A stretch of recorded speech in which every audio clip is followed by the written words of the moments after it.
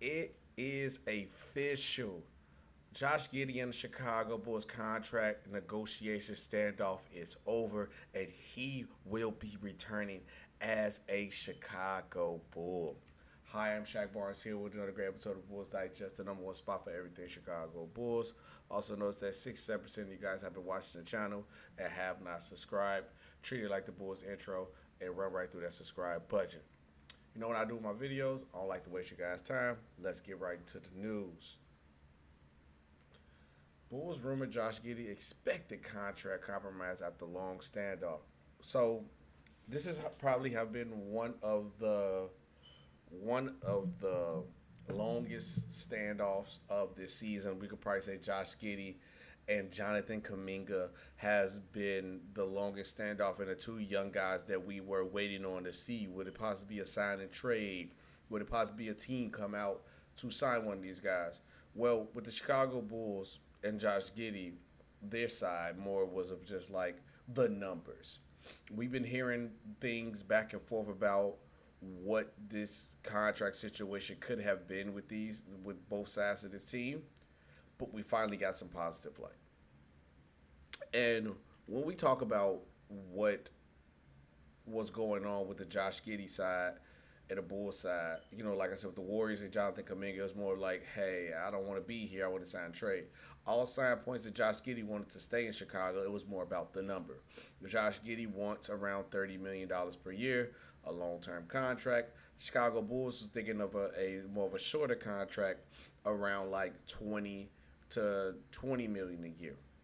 And with that being said, it's definitely a hard compromise. If you have been watching the channel or have been watching videos of me, I had instantly suggested, hey, let's meet around 24, 25 million a year. Add some incentives in a contract. Hey, you hit those incentives, you hit these goals, get the team to a playoff spot, hit an assist number goal, average a triple double, points total of the year, shooting percentage goals. Put those incentives in his contract, then maybe he can hit goals, and then he gets his production, which we'll be happy if he come out and produce. He can get the money that he wants. I still compromise to that, but from what I'm seeing and hearing, what the possibility of what his contract might be, I might rock with it. Well, it's a possibility could be a good thing. But I digress. Let's get into some more news. So, Josh Giddey contract talks with the Chicago Bulls is one of the longest ongoing standouts. So this offseason, Giddey along with fellow restricted agent Quentin Grimes and Jonathan Kuminga won bigger deals this offseason. However, the Bulls general manager Mark Eversley has not met the point guard's demands. However, it looks like a compromise has been reached. So remember when they were just saying like, oh, they just at a standoff.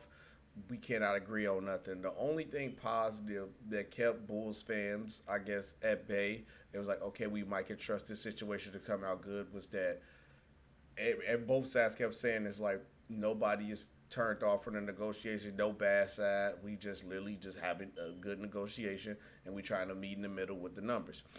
I can say out of those three restricted free agents, I think Josh Giddey is in a gooder light with his team and situation, because Giddey has a potential to be a star player on the team, unlike Jonathan Kuminga, where the Warriors are valuing him for a rotational player and an unprotected first round pick, but they haven't played him enough and showed him that he should be worth that. That's why they're not getting an offer. And Quentin Grimes, who has been a solid rotational player, finally got an opportunity because of injuries with the Philadelphia 76ers and played outstanding, averaged a decent amount of points when he got on the court.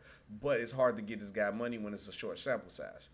And when you look at these three guys, who's in the best situation to actually take that next level, or if you was to give them big money, I would probably say Josh Giddey has the best chance because of the situation that he's in with the Chicago Bulls, where the offense is going to be run through him. He's going to actually play his position at point guard, and he actually kind of fits Billy Donovan's systems, where Jonathan Kuminga is pretty much with the Warriors, and that's the Warriors team. I don't know what team is available that's going to let Josh Kuminga just turn into this Tracy McGrady player that everybody believes he is at this point in time. And Quentin Grimes plays solid when he had the opportunity, but let's be honest, he's really a solid key rotational player. Now, while Giddey wanted a large deal, which everybody know it was 30 plus million a year, uh, he and his agent could not find another team willing to give him a competitive offer. That combined with the lack of cap space remaining around the league, I was literally going to say that because it's not that no team want to give him Josh Giddey a competitive offer. Because there's some teams out there that want to. There's no money available. I guarantee you, if the Bulls was in a situation, uh, if this situation happened next year, Josh Giddey probably would have got his 30 million because there's other teams out there that would have possibly paid him close to it, or they would have did the poison pill contract where they would put a lot of money up front, and then on the back end of his contract, he'd have probably make less money. So like, say poison pill contract, they'd have probably made his contract like 35 to 37 million the first 2 years, and then the back end years it might be like 27, 20. You know what I'm saying? 27, 25 million. Like it go like it's like the reverse way. He get all his money up front, then it goes down lower. Um, and also then, I'm just saying if he was a restricted free agent too, but then next year too, if you wait, he's an unrestricted free agent where you can't hold him, you can't match, you can't keep your guy.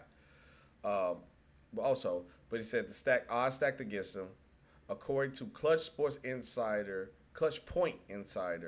Brett Siegel, both Giddy and Bulls have agreed to end the standoff. And I think this is a great sign to say that they ended the standoff. What is the number that it could be? Let's get into that number, guys.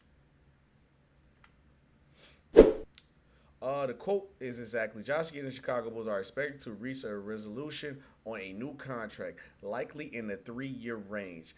By the end of August, Siegel said the Bulls could have increased their offer, but they have stood firm on keeping a new deal in a 20 million AAV range.